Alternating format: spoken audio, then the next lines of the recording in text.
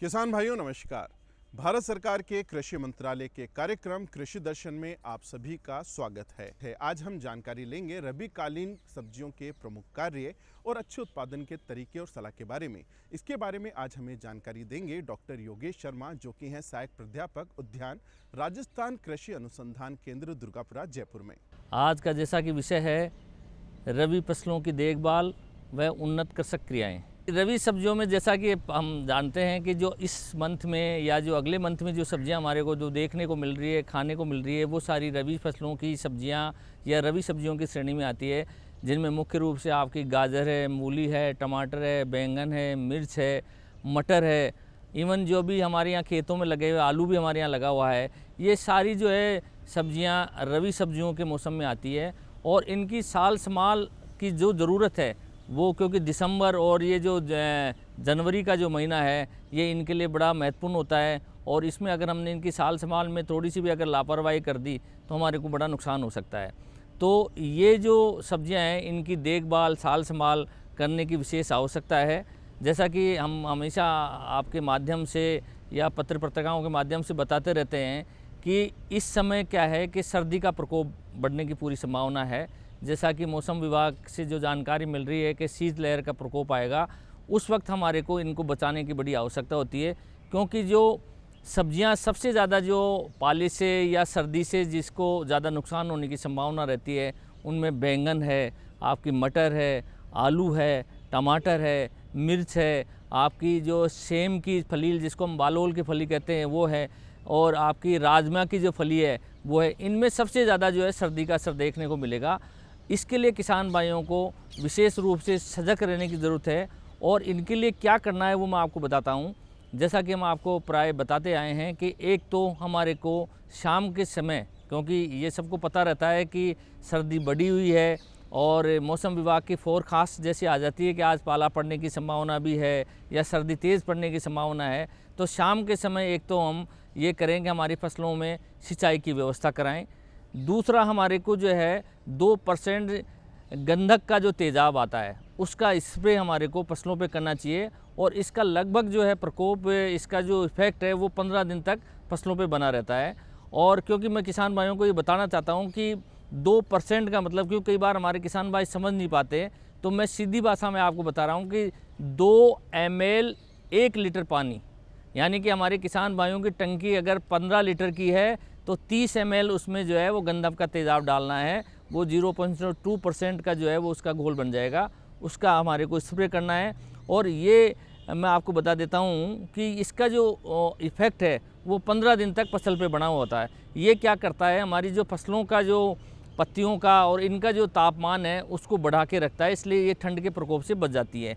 इसके अलावा हम जैसे कि बताते आए हैं कि आपको शाम के समय धुआं कर देना है। वो भी धुआं क्या करेगा कि हमारे उसके आसपास का जो है वातावरण है उसका जो है तापमान को बढ़ा देता है, उससे हमारे जो सर्दी से फसलों का बचाव हो जाता है। इसके अलावा हम थायो यूरिया का स्प्रे भी बताते हैं और वो भी हमारे किसान भाई कई बार पूरी तरह समझ नहीं पाते हैं। आधा ग्राम 1 लीटर पानी के हिसाब से उसका घोल बना के स्प्रे करना चाहिए और वो हमारी जो फसलों को सर्दी से तो बचाता ही बचाता है। इसके अलावा वो हमारी जो सब्जियों में है या पेड़ पौधों में रोग प्रतियोगिता जो है उसको भी वो मेंटेन रखता है, उसमें बीमारी और कीटों का प्रकोप भी कम होता है। और इसके अलावा हम जनरली जैसा कि बताते आए हैं कि हमारे को जो उत्तर पश्चिम का जो हमारा जहाँ से ठंडी हवाएं आने की संभावना रहती हैं वहाँ हम अवरोध लगाएं, चाहे तो आजकल ग्रीन शेड नेट को हम लगा सकते हैं या जो बड़े लंबे जो वृक्ष हैं वो उनको हमारे किसान भाई ने अगर पहले से अपने खेतों में लगा रखे हैं तो वो भी जो है इस सर्दी के प्रकोप से जो है हमारी फसलों को बचाते हैं।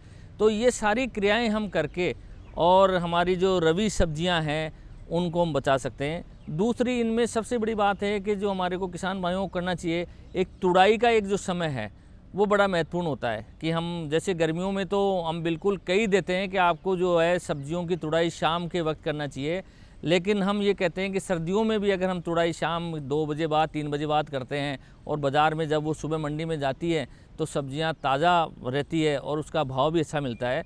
तो ये भी एक उन्नत कृषि क्रियाओं का ये एक भाग है ताकि हम सब्जियों की तुड़ाई कैसे करें। एक दूसरे की बात और है कि उनका कहाँ से तोड़ें, सब्जियों को कटाई जो करते हैं, हम तुड़ाई करते हैं, उसको भी हम ज़्यादा से ज़्यादा उसका पार्ट नीचे का हम लेंगे तो उससे मॉइस्चर लॉसेस कम होगा, उससे वो सब्जियों की ताज़गी बनी रहती है।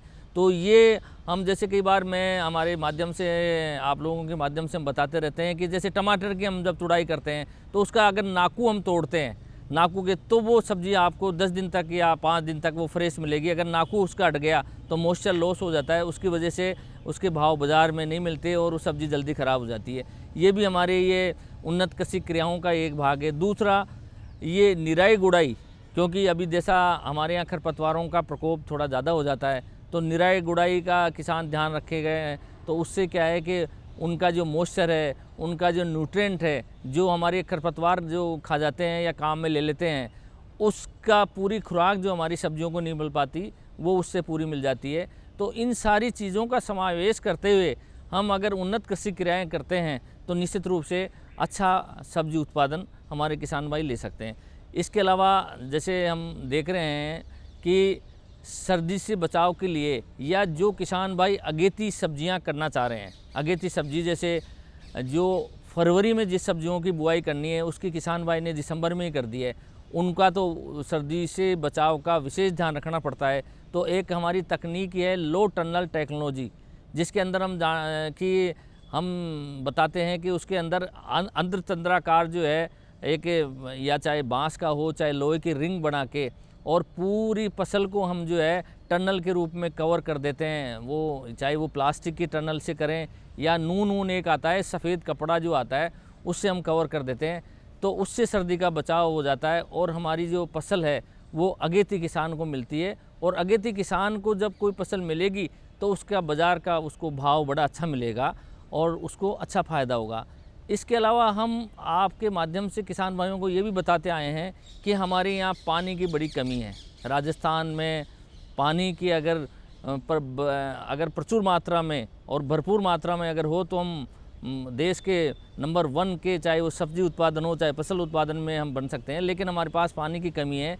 तो किसान भाई जब सब्जी उत्पादन में जो किसान भाई लगे हुए हैं उनको बूंद बूंद सिंचाई प्रणाली और साथ में जो है हमारी जो मल्च है उसका उपयोग करके अगर वो खेती करता है, फल सब्जी उत्पादन करता है, तो निश्चित रूप से पानी की बचत होगी और उसमें हमारी जो है श्रमिक की भी बचत होगी, क्योंकि जो मल्चिंग है उससे हमारे खरपतवार कम आते हैं, बीमारियों का प्रकोप कम आता है और पानी की बचत होती है। तो इसका उपयोग अगर किसान भाई करता है तो निश्चित रूप से पानी की बचत के साथ साथ अच्छा उत्पादन भी ले सकता है। रबी सब्जियों का जो उत्पादन बढ़ाना है तो हम हमेशा से कहते आए हैं कि आपको पहले हमारी जो मृदा है उसकी जांच करानी चाहिए, क्योंकि हम जैसे देखते हैं कि हमारी मृदा में पोटास की मात्रा कम हो गई, इसके अलावा सूक्ष्म तत्वों की मात्रा कम है। तो ये सारी चीज़ें जो है सब्जी उत्पादन में बड़ा एक महत्वपूर्ण योग रखती हैं। जैसे हमारी गोभी वर्गीय सब्जियां हैं, उनके अंदर माइक्रो न्यूट्रिएंट की कमी से कई तरह की बीमारियां आ जाती है और उसका अच्छा उत्पादन नहीं मिल पाता है। तो किसान भाइयों को ये ध्यान रखना है कि एक अच्छे सफल सब्जी उत्पादक बनने के लिए आपको पहले मिट्टी की परीक्षण हमारे को करानी है, उसके बाद में जिन पोषक तत्वों की कमी है उनकी हमारे को पूर्ति करनी है। उस पूर्ति का माध्यम ये हो सकता है कि हम या तो उस पर छिड़काव करें, जैसे सूक्ष्म तत्वों का हम छिड़काव बताते आए हैं कि आपको किसान भाइयों को वैसे भी अगर अच्छी सब्जी का उत्पादन लेना है तो आपको सूक्ष्म तत्वों का छिड़काव फसलों पे करना चाहिए। हम कहते हैं कि 5 ml प्रति लीटर पानी के हिसाब से उसका घोल बना के और हम 2 या 3 स्प्रे हम करते हैं तो अच्छी सब्जी और गुणवत्ता वाली सब्जी को हम पैदा कर सकते हैं। क्योंकि अब थोड़ा सा ज़माना बड़ा चेंज हो गया है, हम प्राय देखते हैं कि आजकल बाज़ार में पीले रंग की गोभी भी आ रही है, नीले रंग की भी गोभी आ रही है।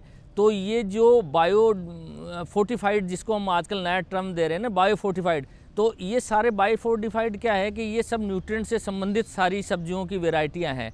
तो ये सारे सूक्ष्म तत्वों से ही पूर्ति होती है इनकी, लेकिन जो हम पूर्ति कर सकते हैं, जिनकी कमी हमारे इन सब्जियों में हो रही है, उनको हम जो है सूक्ष्म तत्वों को छिड़काव करके हम उसकी पूर्ति भी करते हैं और उसकी गुणवत्ता भी बढ़ाते हैं, उसका उत्पादन भी बढ़ाते हैं। तो ये सारी चीज़ों को हमारे को ध्यान में रखनी चाहिए। इसके अलावा जैसा कि हम कहते आए हैं कि कीटनाशक और फफूंदी नाशकों का उपयोग किसान को बहुत सोच समझ कर करना चाहिए। कि आजकल हम देख रहे हैं कि कीटनाशकों का प्रयोग जो है बिगैर सोचे समझे हमारे किसान भाई कर रहे हैं, उससे हमारी सेहत खराब हो रही है, उसको भी हमारे को ध्यान रखना चाहिए। और ये ध्यान रखना चाहिए कि अनावश्यक रूप से छिड़काव से बचना चाहिए। जहाँ तक हो सके हमारे को अच्छी खाद, जैसे हम कहते हैं कि गोबर की खाद का अच्छा उपयोग करें, उससे कई तरह के फ़ायदे होंगे। वाटर होल्डिंग कैपेसिटी हमारी बढ़ेगी, सूक्ष्म तत्वों की पूर्ति भी होगी और रोग प्रतिरोग क्षमता जो है फसल में बढ़ेगी। तो इसका उपयोग हम कर सकते हैं। तो कहीं ना कहीं हमारे को ये सोचने का विषय है, जैसा कि हमारे प्रधानमंत्री महोदय कहते आए हैं कि हमारे को आय बढ़ानी है, लेकिन आय को जब भी बढ़ेगी हम हमारे कुछ कटौती भी उसमें करें। जैसे हम अनावश्यक जो है कीटनाशकों का प्रयोग करते हैं, बड़े महंगे होते हैं, उनकी हम कटौती करें और पहले से हम ध्यान रखें कि कब हमारे को उस पर स्प्रे करना चाहिए। अगर वो समय पर हम करते हैं तो हमारे उसमें बचत होगी और वो बचत हमारी कहीं ना कहीं आय में जुड़ेगी। ये सारी चीज़ें किसान भाइयों को ध्यान रखनी चाहिए, उससे जो है हमारा उत्पादन बढ़ सकता है। इसके अलावा किसान भाई देखो क्या है कि ज़माना बदल रहा है और हमारे को एक ही चीज़ पे निर्भर रहने की ज़रूरत नहीं है। किसान भाई जिसको हम कहते हैं इंटीग्रेटेड फार्मिंग, मतलब समन्वित कृषि पे भी हमारे को ध्यान देने की बात है। क्योंकि जैसे मैंने आपको सारी बातें बताई है कि आपको गोबर का खाद करना है, तो गोबर के खाद के लिए हमारे को पशुओं की जरूरत पड़ेगी। तो किसान कहीं न कहीं किसान भाई जो है पशुओं से भी जुड़ेगा, उससे वो अपने खेत पे वर्मी कंपोस्ट बना सकता है, कंपोस्ट बना सकता है वो, और वो हमारे जो सब्जियों में और जो फलों में जो है वो काम आती है। तो ये कहीं न कहीं सारी चीज़ों को समावेश करके हम एक अच्छा आय का स्रोत बना सकते हैं। और जैसा कि अभी हमारे एक दर्शक ने पूछा है कि गुणवत्ता या जो है ग्रेडिंग का भी कहीं न कहीं कोई इसमें रबी फसलों से कहीं संबंधित रहता है। बिल्कुल, इनका बिल्कुल सारा संबंध है। हम जानते हैं जैसे बाज़ार में हम जाते हैं तो दुकान वाला हो चाहे बेचने वाला हो, वो सब्जी की ग्रेडिंग कर देता है। छोटे का अलग पैसा लेता है, बड़े का अलग लेता है। जैसे देखते हैं ना, पर बड़ी अगर मूली बड़ी है तो उसका अलग भाव मिलेगा, छोटी का अलग मिलेगा। ऐसे गाजर है, बैंगन है, गोभी है, इनमें अगर हम ग्रेडिंग करके बेचते हैं सारी में, तो ग्रेडिंग में भी A, B, C अगर 3 ग्रेड कर लेते हैं तो निश्चित रूप से उसको अच्छा मार्जिन मिलता है। तो किसान भाई को ये जो ग्रेडिंग का जो काम है, जब हम हमारी फसल की तुड़ाई करते हैं, सब्जी की जब तुड़ाई करते हैं, उसी वक्त बड़े छोटे और छोटे इन सबको अलग छांट लेना चाहिए और इनको अलग टोकरों में ले जाके और बाज़ार में अगर वो बेचेगा तो उसको निश्चित रूप से अच्छा पैसा मिलेगा। तो निश्चित रूप से ये किसान को अपने खेत पे ही करना चाहिए। और अभी एक चीज़ और मेरे किसी जहन में आई है कि अभी कौन सा सीज़न चल रहा है जिसकी हमारे को किसान भाई बुआई कर रहा है रबी में। तो प्याज की जो है फसल है उसका ये बुआई का उचित समय है। जो रबी में जो हमने पौध जो नवंबर में जो तैयार की थी, उनका लगाने का बड़ा उचित समय है। और किसान भाई ये ध्यान रखिए, जब हम प्याज के जब पौध हम खेत में जब रोपते हैं तो हमारे को जो खाद हम काम में लेते हैं वो बिल्कुल सड़ा हुआ खाद हमारे काम में लेना चाहिए। और दूसरा पोटास की, जहाँ तक मैंने आपको पहले भी बात की है कि पोटास की मात्रा, क्योंकि ये जो हमारा प्याज है ये पोटास का हेवी फीडर होता है, तो इसको पोटास की ज़्यादा आवश्यकता होती है। तो खेत में पोटास की उचित मात्रा रखें। और जब पौध को जब हम खेत में लगाते हैं उस वक्त 1-2 बीमारियों का हमारे को डर रहता है। इसमें पिंक रूट एक बीमारी आती है जिसमें जड़ें पीली हो जाती है, और उसका निदान जब हम पौध लगाते हैं खेत में उसी वक्त कर लेना चाहिए। तो बाविस्टीन नामक जो दवा आती है उसका 2% का घोल, मतलब 2 ग्राम 1 लीटर पानी के हिसाब से घोल बना के, और जो हमारी जो पौध है उसको उसमें डिप करें 8 से 10 मिनट तक, और फिर हमारे को उसको खेत में लगाना चाहिए। और वो जो घोल है उसको आपको 2 या 4 बार काम में लेने के बाद में फिर बदलना चाहिए, ताकि उसकी अच्छी स्ट्रेंथ जो है वो बनी रहे। और ऐसा हम अगर करके लगाते हैं तो निश्चित रूप से हमारी जो प्याज, अच्छी गुणवत्ता वाली प्याज हमारी जो है पैदा होगी। तो किसान भाइयों को, क्योंकि ये रबी का ही पार्ट है, इस पर भी विशेष आपको ध्यान रखने की ज़रूरत होती है। किसान भाइयों, आज के कार्यक्रम में इतना ही। आपको हमारा ये कार्यक्रम कैसा लगा? अगर आपके कोई सुझाव हैं तो आप हमें लिख सकते हैं। हमारा पता है कृषि दर्शन, DD राजस्थान, दूरदर्शन केंद्र, जयपुर। आप हमें ईमेल भी लिख सकते हैं। हमारी ईमेल ID है krishidarshanjaipur@gmail.com। तो किसान भाइयों, अब दीजिए हमें इजाज़त। नमस्कार।